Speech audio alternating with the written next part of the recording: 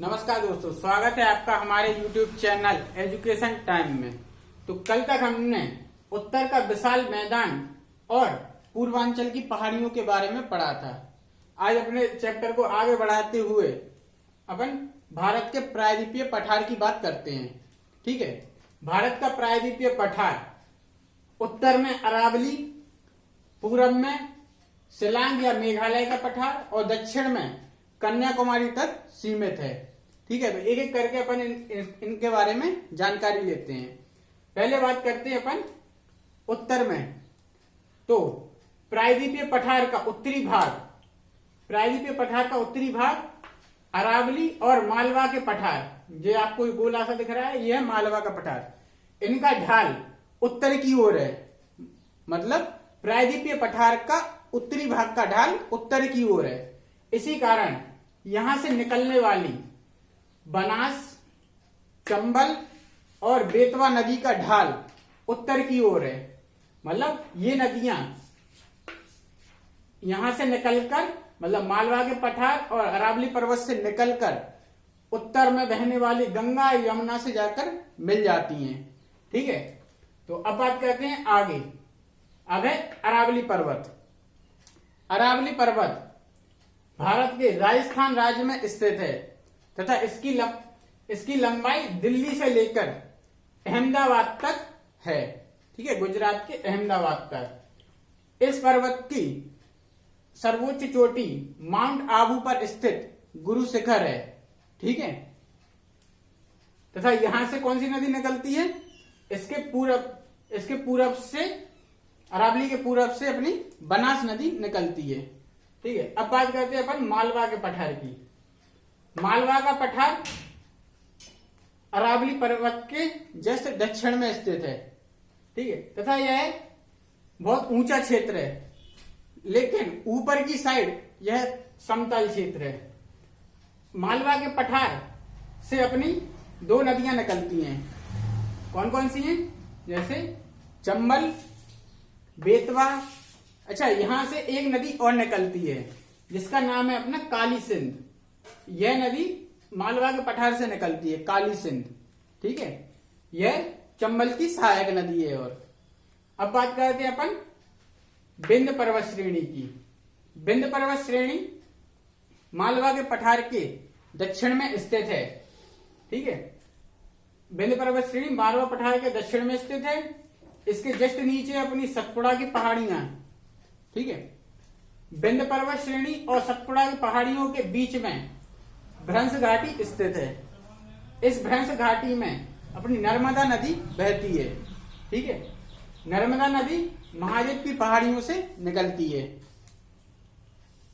और सतपुड़ा के दक्षिण में अपनी ताप्ती की भ्रंश घाटी है। यहां पे ताप्ती नदी बहती है। तो मतलब क्या है?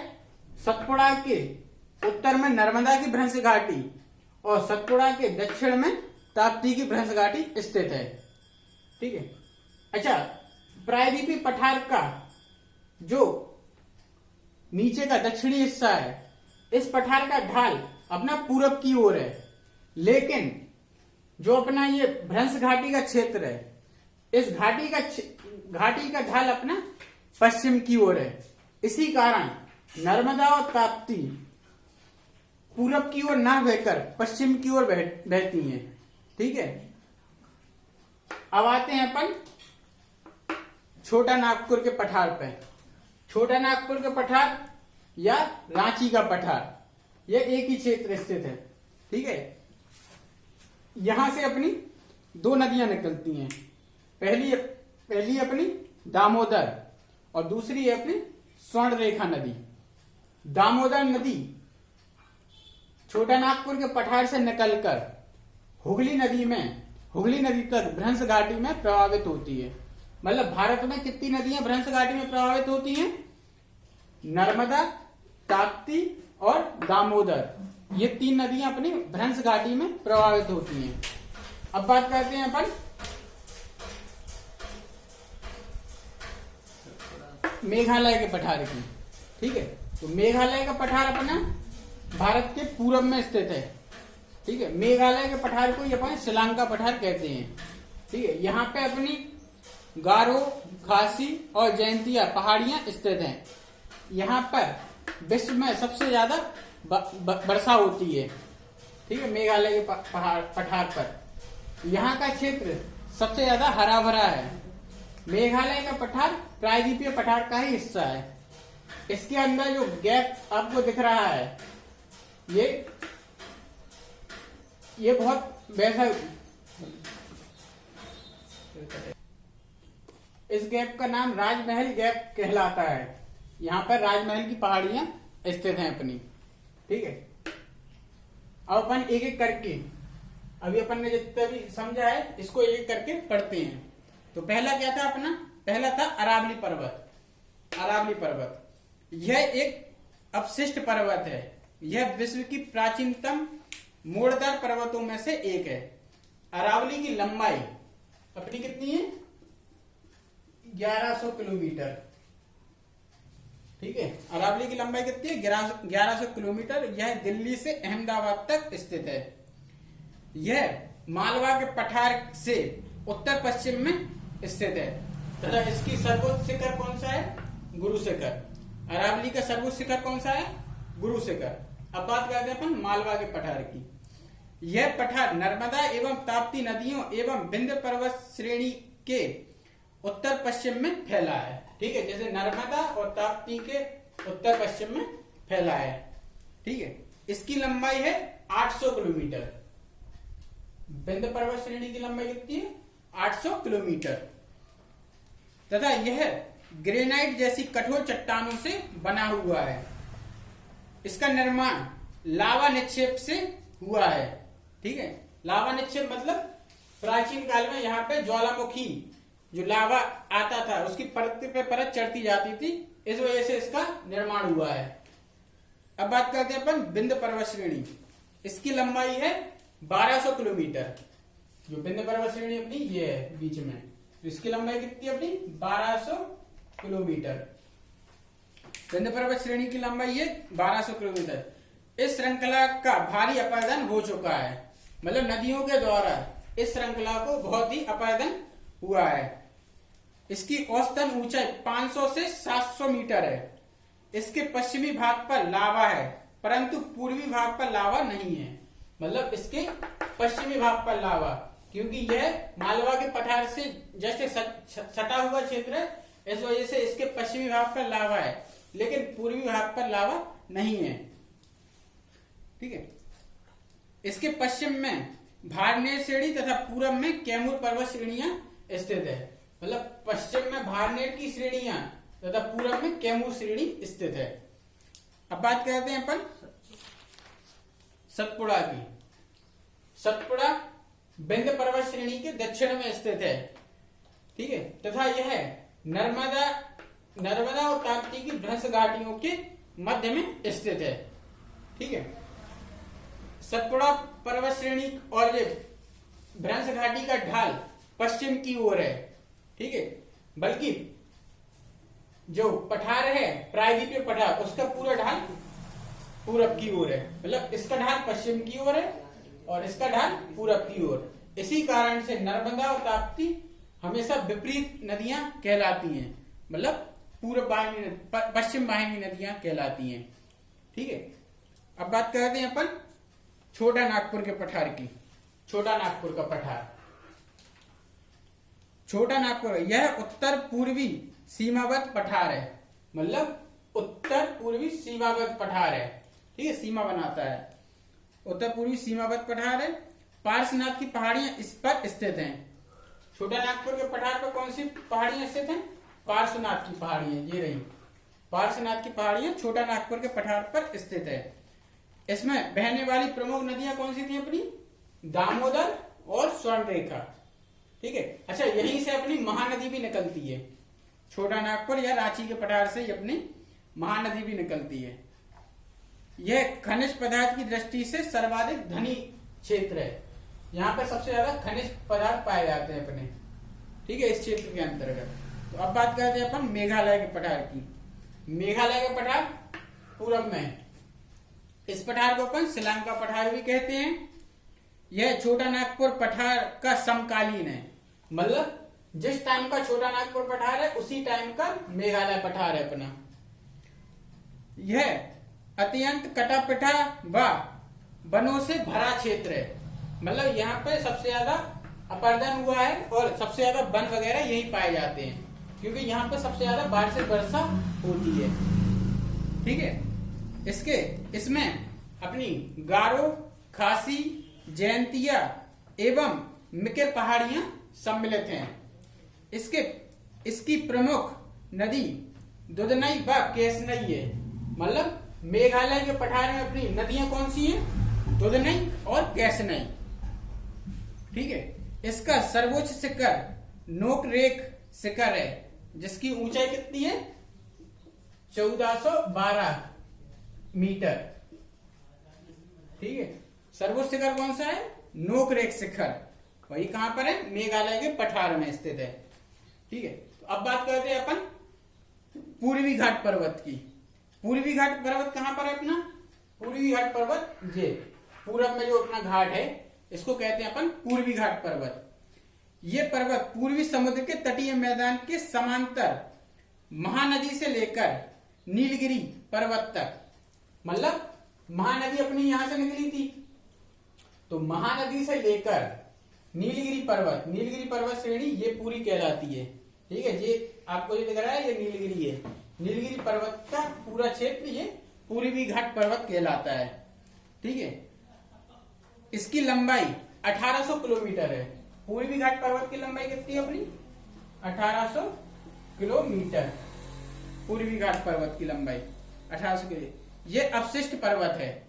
ठीक है, एवं इसका विकास कुड़प्पा संरचना से हुआ है। इसका विकास किस संरचना से हुआ? कुड़प्पा क्रम की चट्टानों से या कुड़प्पा संरचना से। यह श्रृंखला उड़ीसा से तमिलनाडु तक फैला हुआ है। मतलब महानदी कहां पे बहती है? अपनी उड़ीसा में, और नीचे ये कौन सा राज्य है? तमिलनाडु। तो अपने पूर्वी क्रम की चट्टानों में दो आ जाते हैं, कौन सा? उड़ीसा और तमिलनाडु। ठीक है, पश्चिम घाट की तुलना में इसका अपरदन बहुत ही हुआ है, बहुत ज्यादा हुआ है। ठीक है, ये अपना पश्चिमी घाट पर्वत, इसकी तुलना में इस क्षेत्र का अपरदन सबसे ज्यादा हुआ है। ठीक है, तथा इसकी तुलना में यह कम ऊंचा भी है। ठीक है, मतलब पश्चिमी घाट जो पर्वत है ये पूर्वी घाट पर्वत से ज्यादा ऊंचा है, लेकिन पूर्वी घाट पर्वत कम ऊंचा है। ठीक है, मतलब यहां से निकलने वाली नदियां हमेशा पूर्ववाहिनी होंगी, मतलब पूर्व की ओर जाएंगी, क्योंकि इस चीज का ऊंचाई ज्यादा है, यहाँ पे ऊंचाई कम है। मतलब यहाँ पे पूरब की ओर ढाल है अपना। ठीक है, इसकी पूर्वी घाट पर्वत का सर्वोच्च शिखर विशाखापट्टनम चोटी है, तथा दूसरा सर्वोच्च शिखर महेंद्रगिरी की चोटी है। ठीक है, पूर्वी घाट पर्वत का सर्वोच्च शिखर कौन सा है? यहाँ पे विशाखापट्टनम की चोटी। ठीक है, तथा दूसरा सर्वोच्च शिखर है महेंद्रगिरी की चोटी। ठीक है, अब बात करते हैं अपन पश्चिमी घाट पर्वत की। पश्चिमी घाट पर्वत अपना ये रहा पश्चिमी घाट पर्वत। इस पर्वतों का फैलाव नर्मदा नदी से लेकर कन्याकुमारी तक है। कन्याकुमारी कहाँ है अपना? यहाँ नीचे क्षेत्र पे ये, और नर्मदा नदी अपनी ये रही। मतलब पश्चिमी घाट पर्वत कहां से कहां तक है? नर्मदा नदी से लेकर अपना कन्याकुमारी तक है। यह हिमालय के बाद भारत की दूसरी सबसे लंबी पर्वत श्रृंखला है। ठीक है, यह हिमालय के बाद भारत की सबसे लंबी दूसरी पर्वत श्रृंखला है। ठीक है, इसे दो भागों में बांटा गया है। ठीक है, पश्चिमी घाट पर्वत को दो भागों में बांटा गया है। पहला है अपना उत्तरी सह्याद्री, ठीक है, तथा दूसरा है अपना दक्षिणी सह्याद्री। उत्तरी सह्याद्री और दक्षिणी सह्याद्री जो ही बताए थे ना, इसको तो इसको अपन ने दो भागों में बांटा था, उत्तरी सह्याद्री और दक्षिणी सह्याद्री। उत्तरी सह्याद्री का विस्तार अपना नर्मदा नदी से लेके गोवा तक है। ठीक है, तथा गोवा से लेके कन्याकुमारी तक दक्षिणी सह्याद्री का विस्तार है। यहाँ उत्तरी सह्याद्री और दक्षिणी सह्याद्री को एक अक्षांश रेखा गुजरती है जो पश्चिमी घाट पर्वत को 2 भागों में बांटती है। उस अक्षांश रेखा का नाम है अपना 16 डिग्री अक्षांशीय रेखा। ठीक है, यहां से 16 डिग्री अक्षांशीय रेखा निकलती है गोवा के पास से, जो उत्तरी सह्याद्री और दक्षिणी सह्याद्री को 2 भागों में बांटती है। अब बात करते हैं उत्तरी सह्याद्री की। उत्तरी सह्याद्री की ऊपरी सतह लावाकृत है। ठीक है, तथा उत्तरी सह्याद्री का सर्वोच्च शिखर कालसुबाई है। ठीक है, उत्तरी सह्याद्री का सर्वोच्च शिखर कौन सा है? कालसुबाई। उत्तरी सह्याद्री में अपने 2 दर्रे स्थित हैं। 2 दर्रे अपन दर्रे पढ़ चुके हैं। 2 दर्रे कौन कौन से थे अपने? थालघाट और भोरघाट। ठीक है, पहला था अपना थालघाट। थालघाट दर्रा मुंबई से पुणे को जोड़ता था अपना। ठीक है, सॉरी, थालघाट दर्रा अपना मुंबई से नासिक को जोड़ता था, तथा भोरघाट दर्रा अपना मुंबई को पुणे से जोड़ता था। ठीक है, अब बात करते हैं अपन दक्षिणी सह्याद्री की। दक्षिणी सह्याद्री यह गोवा से कन्याकुमारी तक का क्षेत्र कहलाता है। दक्षिणी सह्याद्री का सर्वोच्च शिखर कूठे मुख है। क्या है नाम? कूठे मुख। यह दक्षिणी सह्याद्री का सर्वोच्च शिखर कूठे मुख। दक्षिणी सह्याद्री का निर्माण आर्कियन चट्टानों से हुआ है। दक्षिणी सह्याद्री का निर्माण आर्कियन चट्टानों से हुआ है। नीलगिरी की पहाड़ी एक स्थलाकृति गांठ है दक्षिणी सह्याद्री के अंतर्गत। ठीक है, ये दिख रही है आपको, ये नीलगिरी की पहाड़ी है जो स्थलाकृति गांठ है दक्षिणी सह्याद्री के अंतर्गत। यहाँ जहां पूर्वी घाट पर्वत एवं पश्चिमी घाट पर्वत आकर मिलते हैं। पूर्वी घाट पर्वत और पश्चिमी घाट पर्वत आकर कहां पर मिलते हैं? अपने नीलगिरी की पहाड़ी पर। नीलगिरी का सर्वोच्च शिखर डोडा बेटा है। ठीक है, नीलगिरी पर्वत का सर्वोच्च शिखर क्या है? डोडा बेटा, जो दक्षिण भारत का दूसरा सर्वोच्च शिखर है। ठीक है, दक्षिण भारत का दूसरा सर्वोच्च शिखर क्या है? डोडा बेटा। दक्षिण भारत का सर्वोच्च शिखर अन्नाईमुड़ी है। ठीक है, दक्षिण भारत का सर्वोच्च शिखर क्या है? अन्नाईमुड़ी। यह अन्नामलाई पर्वत की चोटी है। ठीक है, तो आइए एक बार और अपन जल्दी से पूर्वी घाट पर्वत और पश्चिमी घाट पर्वत को देख लेते हैं। तो पूर्वी घाट पर्वत की लंबाई कितनी थी अपनी? 1800 किलोमीटर। पूर्वी घाट पर्वत का विस्तार कहां से कहां तक है अपना? उड़ीसा और तमिलनाडु क्षेत्र में। उड़ीसा के महानदी के मोहाने से लेकर कन्याकुमारी तक का क्षेत्र। ठीक है, अब बात करते हैं पश्चिमी घाट पर्वत की। पश्चिमी घाट पर्वत का विस्तार है अपना नर्मदा नदी से लेकर कन्याकुमारी तक। पश्चिमी घाट पर्वत को 2 भागों में बांटा गया है, उत्तरी सह्याद्री और दक्षिणी सह्याद्री। उत्तरी सह्याद्री और दक्षिणी सह्याद्री को अलग कौन सी रेखा करती है? 16 डिग्री अक्षांश रेखा। ठीक है, उत्तरी सह्याद्री में अपने 2 दर्रे स्थित हैं। 2 दर्रों के नाम क्या है? थालघाट और भोरघाट। थालघाट मुंबई से नासिक और भोरघाट मुंबई से पुणे। अब बात करते हैं अपन दक्षिणी सह्याद्री। दक्षिणी सह्याद्री का सर्वोच्च शिखर क्या था अपना? कूठे मुख। ठीक है, तथा दक्षिणी सह्याद्री के अंतर्गत अपने नीलगिरी की पहाड़ियां आती हैं, जो पूर्वी घाट पर्वत और पश्चिमी घाट पर्वत के बीच में गांठ का कार्य करती है। यहाँ पर पूर्वी घाट के पर्वत और पश्चिमी घाट के पर्वत आकर नीलगिरी के पास आके मिलते हैं। ठीक है, तो तथा पूर्वी घाट पर्वत की सर्वोच्च चोटी क्या थी अपनी? अन्नाईमुड़ी, जो अन्नामलाई पर्वत श्रेणी के अंतर्गत आती है। तो ये आज का अपना लेक्चर यहीं पे समाप्त करते हैं, तथा मुझे आशा है आपको आज का लेक्चर पसंद आया होगा। अगर आपको आज का लेक्चर हमारा अच्छा लगा तो हमारे चैनल एजुकेशन टाइम को सब्सक्राइब, लाइक एवं शेयर करें। ठीक है, नमस्कार।